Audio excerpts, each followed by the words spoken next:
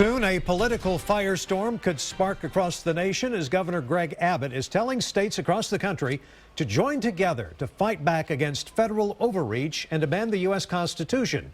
Abbott's speech today before the Texas Public Policy Foundation in Austin could amp up the anti-federal dialogue across the country. And likely leave Republican White House hopefuls plenty to dissect as the first primary votes are just weeks away.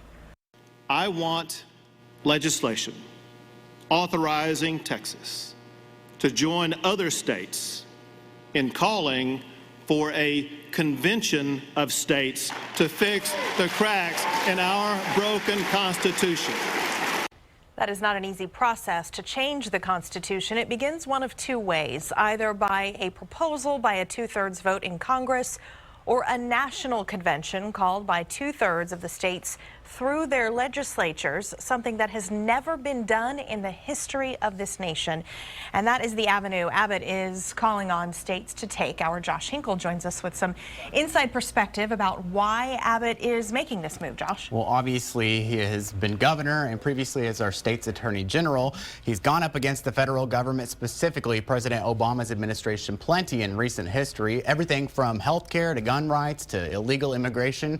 If this idea works, those fights will be a lot easier for him. A near 100-page proposal he's calling the Texas Plan, something that includes 9 amendments to the U.S. Constitution, stopping Congress from certain state regulations, requiring Congress to balance its budget, preventing administrative agencies from both creating federal law and from getting around state law, letting a two-thirds majority of states to override a Supreme Court decision, requiring a supermajority for the Supreme Court to invalidate certain laws, limiting the federal government to powers only spelled out in the Constitution, giving states the power to sue in federal court when federal officials overstep their authority, and letting a two-thirds majority of states override a federal law or regulation. Now, keep in mind, even if his proposal works, in order to actually make these changes, the Constitution, there is a final, even more difficult steps: ratification or approval by either 3/4 of state legislatures or 3/4 of a ratification convention, essentially a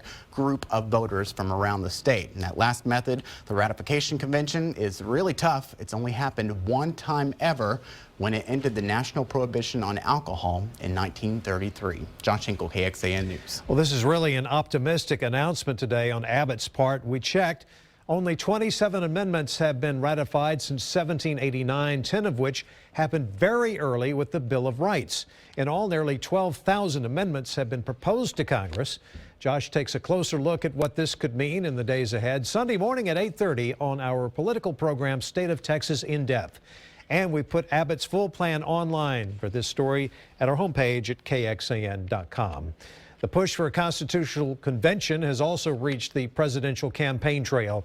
Just this week, Republican candidate Marco Rubio called for a convention of states to draft a balanced budget amendment. He also wants to have an amendment to impose term limits on judges and on members of Congress.